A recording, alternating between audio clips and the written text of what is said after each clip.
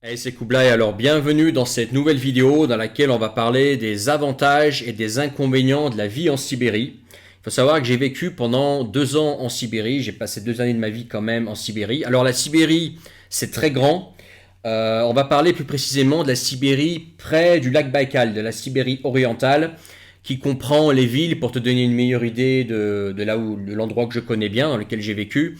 Ça va comprendre la ville de Irkoutsk, d'Ulan-Ude, et on peut également inclure Chita et sa région, que j'ai voyagé en voiture plusieurs fois. Bref, c'est une région dans laquelle j'ai vécu et que j'ai sillonné en voiture pendant 2 ans. Alors, ouais, j'ai fait une vidéo il n'y a pas longtemps pour parler des avantages et des inconvénients de la vie à Vladivostok. C'est la ville dans laquelle je vis actuellement. Je vis en Extrême-Orient russe, près de la mer du Japon, actuellement. J'ai déménagé avant l'été 2021. Avant, j'étais justement en Sibérie, dans la région près du lac Baïkal. J'étais en Bouriatie, exactement, mais j'ai passé pas mal de temps donc aussi à Irkoutsk, et je suis également passé à Chita et dans la région de Chita plusieurs fois en voiture ou même en ville. Donc c'est une région de laquelle je peux parler parce que j'ai une expérience de vie personnelle dans cet endroit. Voilà. C'est une région qui a l'avantage d'avoir le lac Baïkal, hein, qui est très connu, notamment quand on parle de transsibérien, de faire Moscou, Vladivostok en train. On parle souvent de s'arrêter, voir le lac Baïkal, le fameux lac géant. Et c'est vrai que ça donne de l'attrait à cette région-là. J'ai jamais vraiment été attiré par la Sibérie centrale, bien que j'ai déjà été en Sibérie centrale, dans plusieurs villes, etc. Mais je trouve que ça se ressemble un petit peu, tout, et que c'est beaucoup moins attirant que la région dont on va parler aujourd'hui, donc la Sibérie orientale, notamment près du lac Baïkal. Donc je disais Irkoutsk, Ulan-Ude, et on peut également inclure Chita. Alors, avantages et inconvénients. Avant de t'en parler en fait des avantages et des inconvénients, si tu veux rejoindre la communauté francophone spécialisée dans le fait de quitter la France, avec tous les problèmes qu'il y a actuellement en France, hein. En plus en ce moment on parle que de ça dans les médias français, je te fais pas un dessin. Alors ça compte également pour les Suisses, les Belges et éventuellement les Québécois. Donc la communauté francophone spécialisée dans le fait de quitter ton pays occidental décadent pour t'installer en Russie. Tu rejoins une communauté de personnes qui sont déjà en Russie, qui sont en train de faire qui sont déjà installés en Russie, qui ont différentes activités, des entrepreneurs, des salariés, des étudiants, des investisseurs. D'autres qui sont actuellement en train de faire le chemin, donc qui sont encore dans leur pays, mais qui sont en train de travailler pour partir en Russie. Et ça te permettra de faire du réseau, d'arriver sur place avec du réseau, d'avoir déjà des contacts, d'avoir des potes. Et bien entendu, tu accèdes immédiatement à plus de 50 heures de live sur l'expatriation en Russie, comment bien faire les choses quand tu t'expatries en Russie. Bref, c'est dans la description, le premier lien. Tu cliques sur le premier lien, tu vas tomber sur une page qui te propose de rejoindre mes contacts privés. Si tu ne connais pas encore mes contacts privés, que tu n'en fais pas encore partie, c'est le moment de rejoindre mes contacts privés. C'est gratuit, tu te désinscris à tout moment. Et puis une fois que tu as rejoint mes contacts privés dans le lien, le premier lien en bas de cette vidéo dans la description, tu rejoins les nouveaux Russiens. Tu as la page de présentation avec une vidéo qui te présente les nouveaux Russiens et qui te permettra de t'installer en Russie et aussi aller beaucoup plus loin dans le choix des régions, etc. Discuter autour de ça quotidiennement avec la communauté et avec moi-même. Alors maintenant on va passer donc aux avantages et aux inconvénients de la vie en Sibérie, notamment près du lac Baïkal, je précise, parce que la Sibérie c'est très très grand. Voilà. Alors premier avantage en fait de la vie en Sibérie, ce que je ferai en fait c'est que je parlerai des avantages et des inconvénients de la vie en Sibérie orientale.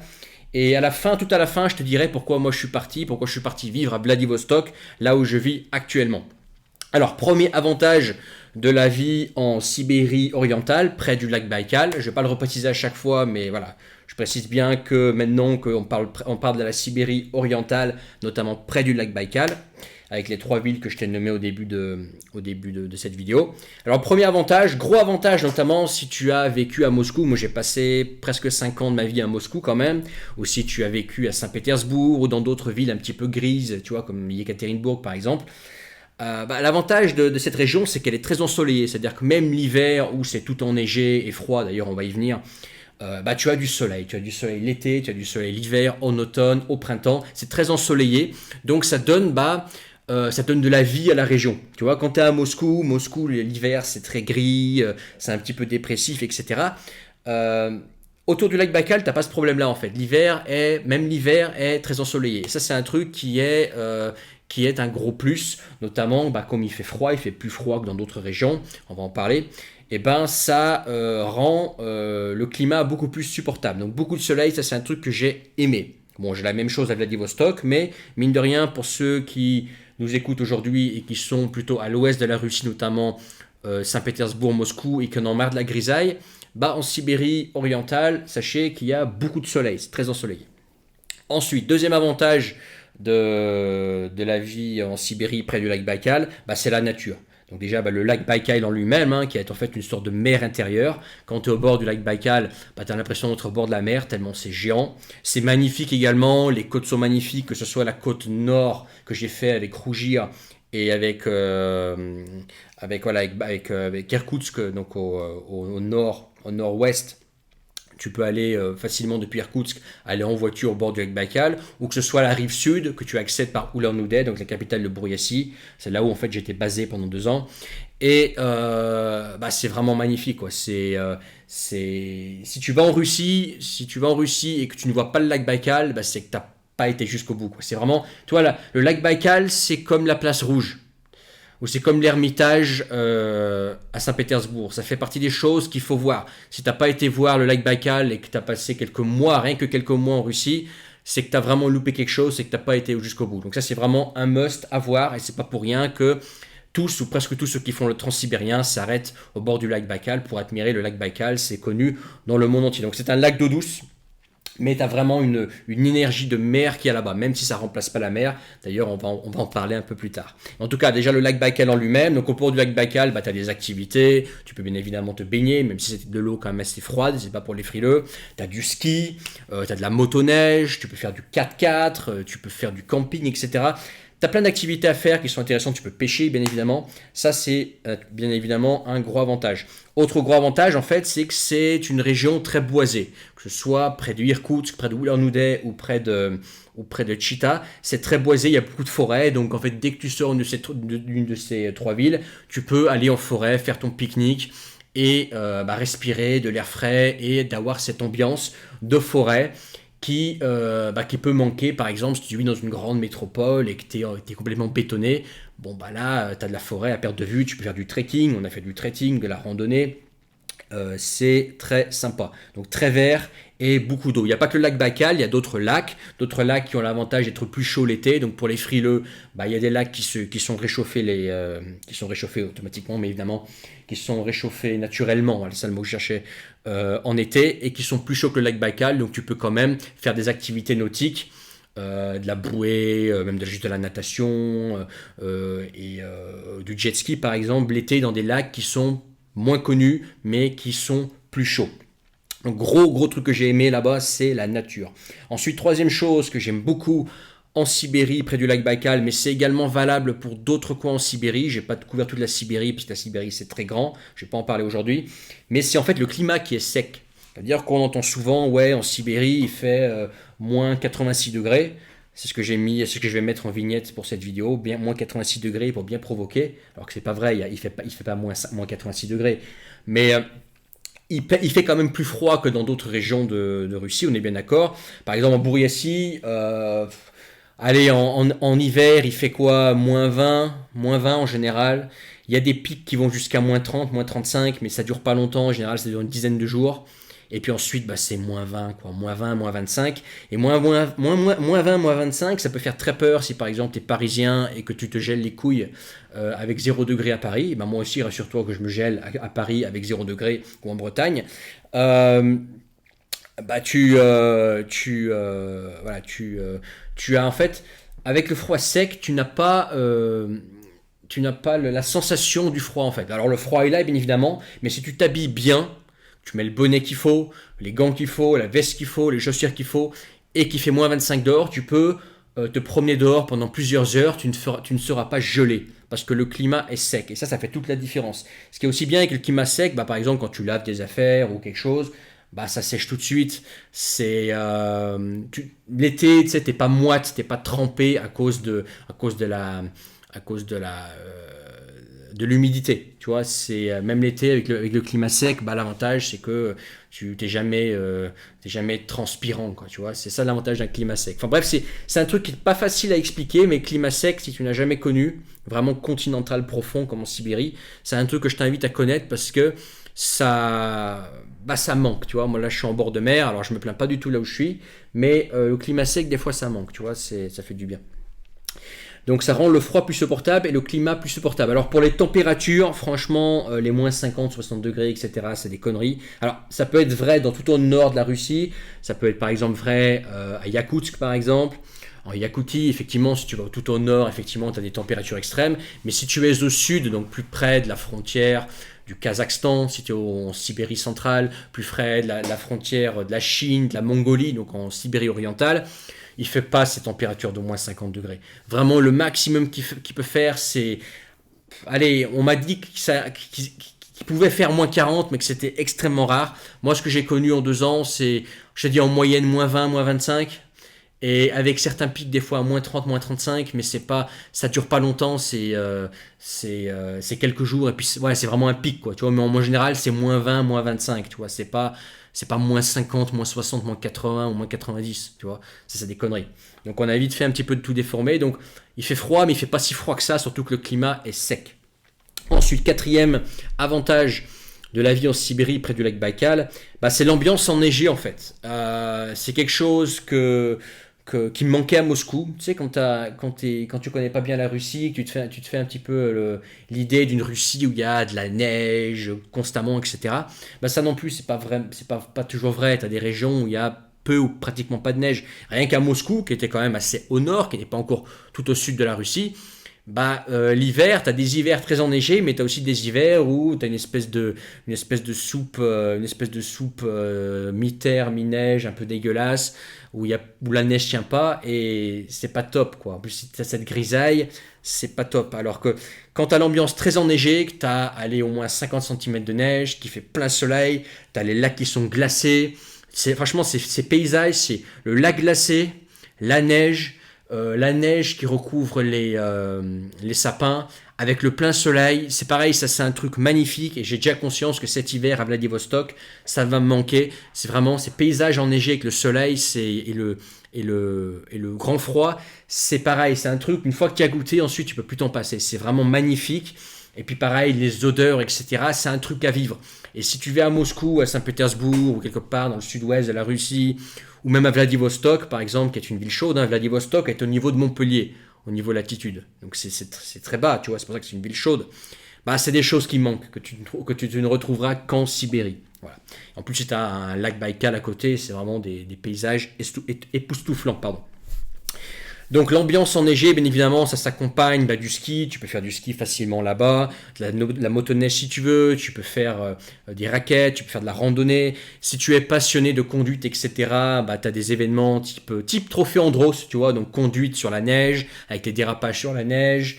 Bref, si tu es un amateur de voitures 4 roues motrices, et pas que pas que petit clin d'œil aux passionnés de sport automobile, je te parle pas que des 4x4, je te parle pas que des tout-terrain, non, je te parle, tu vois, de genre Subaru ou Lancer Révolution, tu vois, ou d'autres Toyota qui peuvent avoir 4 roues motrices permanentes.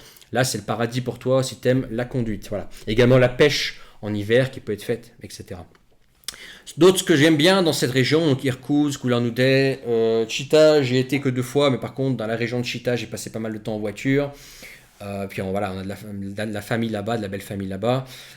C'est une certaine tranquillité en fait. C'est une région qui est peu populaire, qui n'attire pas les Russes, qui n'attire pas les étrangers, qui fait pas beaucoup parler d'elle, et ça apporte une certaine tranquillité en fait quand on est là-bas. C'est tranquille, voilà, on est bien, on est planqué. Moi j'adore en fait, j'adore là-bas.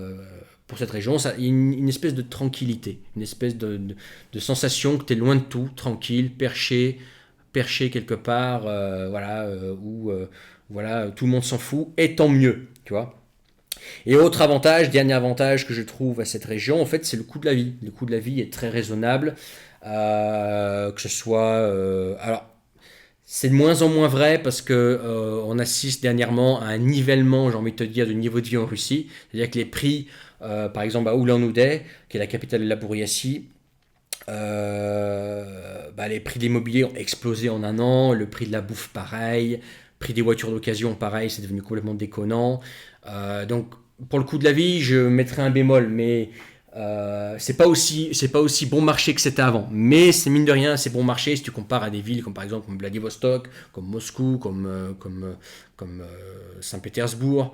C'est des villes c'est des villes, même Irkoutsk, qui ont un coût de la vie raisonnable, où tu peux louer un appartement, même dans un bon quartier, pour quelques centaines d'euros facilement, un bon appartement. Après, c'est à nuancer en fonction des quartiers, en fonction de la qualité du bien, etc., la situation, etc. On est sur du cas par cas, mais en général, tu peux te loger pour très peu cher, tu peux te nourrir pour vraiment très peu cher, tu n'as même pas besoin de cuisiner chez toi, parce qu'en fait, tu peux manger dans une cafette pour quelques euros, très facile. Donc c'est relativement peu cher. L'immobilier a pas mal augmenté. Par contre, en ce qui concerne, à un moment donné, je voulais acheter une Dacia. Et du coup, je ne l'ai pas fait parce que j'ai pas envie de m'emmerder avec une Dacia, de la surveiller, etc. Mettre quelqu'un dedans pleinement quand je suis pas là. Mais il y a 1 an et demi, par exemple, tu pouvais acheter une Dacia, donc une maison en bois, une maison d'été en bois avec du terrain. Tu pouvais acheter une Dacia pour 10 000 balles, pour 10 000 euros. Voilà, tu avais ta petite maison d'été pour 10 000 euros, quoi. C'est pour donner un petit peu une idée du coût de la vie là-bas. Donc ça, c'est un gros avantage. En parlant de coût de la vie très intéressant, c'est vrai que là-bas tu peux vivre avec très peu si tu as envie, avec quelques centaines d'euros tu peux vivre, pas forcément dans le luxe mais tu peux vivre si tu es par exemple un petit peu baroudeur, aventurier, survivaliste, avec très peu de moyens tu peux vivre là-bas, et tu peux très facilement tomber aussi dans l'autonomie. Pour différentes raisons, parce que tout le monde a une dacha, parce que tout le monde fait ses légumes, parce que dans la famille il y a toujours de la viande, etc. Facilement disponible. Bref, il y a de l'eau, il y en a beaucoup, il y a beaucoup de bois, etc. Donc tu peux très facilement t'autosuffire dans cette région-là. Mais c'est ce qui m'amène en fait au premier inconvénient de la vie en Sibérie, près du lac Baïkal, c'est qu'il n'y a pas de boulot. Donc au niveau économique, c'est pas terrible. La principale source, on va dire, de revenus intéressants dans cette région-là, c'est le tourisme. Le lac Baïkal, c'est très touristique. La Bouriatie, donc, est une région asiatique, bouddhiste, avec un peuple asiatique également, en Russie, un petit peu particulière. Donc un peuple, on va dire, proche des Mongols, en fait, c'est pratiquement la même langue, c'est le même sang que les Mongols.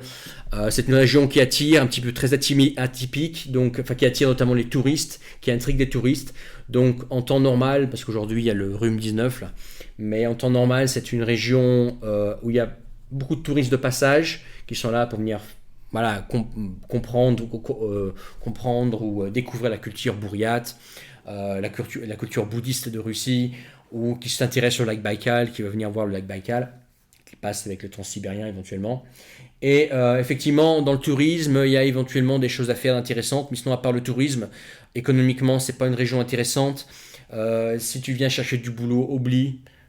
Alors même, tu peux en trouver du boulot, mais tu vas tellement être mal payé que je te dirai même pas combien tu vas gagner, parce que tu vas rigoler. Mais en gros, voilà, c'est pas une région où c'est économiquement intéressant. C'est bien si tu as un business sur internet, ou si tu arrives déjà avec beaucoup de cash ou que tu as un business à l'étranger ou un business à Moscou, mais tes sources de revenus sur place seront, voilà, ton gain potentiel sera limité. C'est un peu mieux à Irkoutsk, mais c'est pas non plus folichon, donc ça faut le savoir, c'est qu'il faut arriver avec du cash, ou il faut arriver déjà solide financièrement, n'espère pas avoir un bon niveau de vie avec l'économie locale. Donc ça c'est une chose. D'ailleurs ma femme est contente parce que là maintenant on est à Vladivostok, et ici il y a une vraie économie. Elle a pu trouver un vrai boulot avec un salaire de niveau moscovite. Elle a même pu évoluer en tant que place dans une société, dans une entreprise. Elle a pris du galon, comme on dit dans le jargon. Donc ça c'est un truc que tu fais pas à Irkoutsk, que tu fais pas à Ulan-Ude, ou tu fais pas à Chita. Voilà. C'est pas du tout la même situation économique, le même marché de travail, etc. Voilà. Donc si ça t'intéresse, cette région-là, viens avec beaucoup de cash ou viens avec un business solide, mais ne viens pas dans les mains dans les poches en te disant je vais trouver un boulot sur place. Ça va être très compliqué, à moins que tu veuilles gagner 200-300 euros par mois, quoi. Ce qui m'étonnerait. Ensuite, autre inconvénient de cette région, gros inconvénient, en fait, c'est la pollution de l'air en ville en hiver. Que ce soit à Ulan-Ude, que ce soit à Chita, ou que ce soit à Irkoutsk. En fait, ce sont des villes où l'hiver, il y a peu de vent en général. Ce qui se passe, c'est que tu as des maisons individuelles qui chauffent l'hiver, comme il fait -20, -25 dehors, et qui chauffent un petit peu avec tout. Pas qu'avec du bois, ça peut être n'importe quoi, ça peut être du bois, du charbon, du plastoc, bref, ils utilisent un petit peu de tout pour se chauffer, ce qui fait que des fois ça rend l'air irrespirable, notamment quand il y a un pic de froid, il chauffe à mort, et des fois ça donne du smog à l'intérieur de la ville. Donc tu es en centre-ville et tu as l'air, t'as un air qui est de mauvaise qualité, tu vois. Pas au niveau chinois, mais pas loin, tu vois, t'as un air de mauvaise qualité dans le centre-ville. Donc si toi, tu es plutôt du genre à rester dans le centre-ville, à pas trop bouger, sortir de la ville, la qualité de l'air dans ces villes, elle est pas bonne, que ce soit Irkoutsk, Ulon-Ude ou Chita. Ça, c'est un problème. D'ailleurs, ils sont en train de voir comment ils peuvent remédier à ça, mais pour le moment, le problème de la qualité de l'air en hiver, donc notamment décembre, janvier, février, il n'est pas résolu. Donc ça, c'est un gros inconvénient. Voilà, donc comment combattre ça? Si tu vis dans le centre, ce qui est bien, c'est de prendre ta voiture de temps en temps et sortir de la ville. Et puis une fois que tu sors de la ville, tu es dans les forêts, etc. Là, l'air est de bonne qualité, tu as l'air de la nature, où tu vas passer un petit moment, un week-end au bord du lac Baïkal, tu prends un hôtel ou une chambre quelque part au bord du lac Baïkal, et là-bas, l'air est de très très bonne qualité. Mais dans le centre, c'est pas top au niveau qualité de l'air en hiver. Contrairement à Vladivostok, qui est une ville où il y a toujours une petite brise, c'est en bord de mer, et ici la qualité de l'air, même en hiver, il n'y a pas de souci à ce niveau-là. Voilà, ça c'est un inconvénient. Troisième inconvénient, c'est qu'il y a quand même 5 mois de neige dans cette région, et c'est pas pour tout le monde. Moi j'aime la neige, j'aime la conduite sur la neige, je trouve que la neige c'est beau, je trouve les paysages enneigés magnifiques. Tu m'aurais dit ça il y a 15 ans, je t'aurais rigolé au nez, mais depuis que je connais, j'adore. D'ailleurs, je pense que c'est une des choses qui va me manquer ici à Vladivostok cet hiver, les paysages très enneigés. Mais j'ai conscience que 5 mois de neige, c'est pas pour tout le monde. Donc voilà, si toi tu veux plutôt un climat un peu plus chaud et tu n'aimes pas la neige, forcément, c'est pas forcément une alternative pour toi, même si je t'invite à essayer. Tu n'as pas forcément besoin d'aller au bord du lac Baïkal, mais tu peux aller par exemple en Sibérie centrale, à Yekaterinbourg ou à Novosibirsk déjà, si tu n'es pas trop loin c'est un peu plus près de la Russie, occidentale, Moscou, Saint-Pétersbourg. Tu vois, par exemple, ce que tu fais, si tu viens à Moscou, à Saint-Pétersbourg, en hiver, tu prends un avion pour Novosibirsk et tu verras ce que c'est que le froid sibérien. Voilà. Tu verras la neige, tu verras le froid, le climat est le même. Bon, Novosibirsk, c'est une grande ville, grande métropole. Moi, je suis pas fan parce que c'est très soviétique comme ville. Il y a, au niveau nature, etc., il y a peu d'intérêt. Ce qui est le plus intéressant près de Novosibirsk, ça va être l'Altaï, mais il faut quand même faire de la route. Enfin bref, c'est pas le sujet de la vidéo. Mais bon, déjà, voilà, si tu rends à Novosibirsk, tu vas voir ce que c'est que le froid sibérien. Et tu vas voir si c'est quelque chose que tu peux supporter, que tu aimes, etc. Et tu vas comprendre ce que c'est que la neige et l'hiver sibérien, etc. Tu vas voir, en fait, finalement, c'est pas si terrible qu'on dit, quoi. Tu vois, c'est largement surfait. Tu vois, moi, je suis parti de Sibérie. D'ailleurs, je suis parti de Sibérie orientale pour une raison, d'ailleurs, on va en parler tout de suite. C'est le dernier inconvénient de la vie près du lac Baïkal. Mais je suis pas parti de la Sibérie pour le froid. Je suis pas parti parce que j'avais froid. Je suis parti parce que, et ça c'est le dernier inconvénient, je suis parti parce qu'en fait j'aime la mer et je voulais être près de la mer. Voilà. C'est complètement subjectif, personnel comme choix. Mais en fait, j'aime la mer, j'ai besoin d'être près de la mer, et depuis que je suis près de la mer à Vladivostok, je suis encore plus heureux, je me sens, j'ai beaucoup plus d'énergie, je suis mieux, j'aime la mer en fait, j'aime voir la mer, pouvoir faire une promenade en bord de mer quand je veux, pouvoir louer un voilier sur un yacht ou être invité sur un voilier, parce que pour le moment, la seule fois où j'étais sur des voiliers, j'ai été invité par des Russes qui m'ont invité sur leur voilier ici. 2 fois, j'ai été invité sur des voiliers ici. Donc voilà, je vais pouvoir faire du jet ski si je veux pouvoir nager dans la mer si je veux. Je vais pouvoir, je sais pas, me faire un pique-nique en bord de mer quand je veux, etc. Donc c'est ça qui m'a fait venir ici. Et puis effectivement aussi, ici j'ai la proximité avec des pays qui m'intéressent, comme le Japon et la Corée. Et puis ici aussi, bah, c'est des standards de ville, tu vois, Vladivostok. C'est alors en Sibérie, les standards sont pas trop mal si tu compares avec d'autres régions où les standards vont être encore beaucoup vont être pires. Donc je te parle de la qualité du service, la qualité du travail, etc., la rigueur des gens. La Sibérie, franchement, c'est pas mal. Il y a des standards pas trop mal par rapport à d'autres régions de Russie. Mais mine de rien, à Vladivostok, tu as des standards qui seront quand même plus proches que ce que tu vas trouver à Moscou, à Saint-Pétersbourg. C'est pas encore au niveau de Moscou, Vladivostok, mais mine de rien, voilà, les standards sont quand même bien plus hauts ici. Et c'est aussi quelque chose que je voulais retrouver. Je voulais des standards de ville, mais pas être dans une trop grande ville non plus. Donc Vladivostok, c'était le bon compromis pour moi. C'est ça qui m'a fait partir en fait. C'est le manque de mer et puis avoir envie de, voilà, j'avais envie de standards, de meilleurs standards, de standards de grosses villes. Mais sinon, à part ça, franchement, moi la Sibérie, je pourrais y revivre. Je vais sûrement y revenir. Je vais sûrement y revenir. Cet hiver, je ne pense pas. Mais peut-être l'hiver prochain, je vais y revenir parce que j'aime bien. C'est une région que j'aime bien. J'aime bien également bah, la culture bouriate, le bouddhisme, etc. Après, ça c'est complètement subjectif comme avis. Le peuple qui est sur place aussi, je trouve particulièrement accueillant.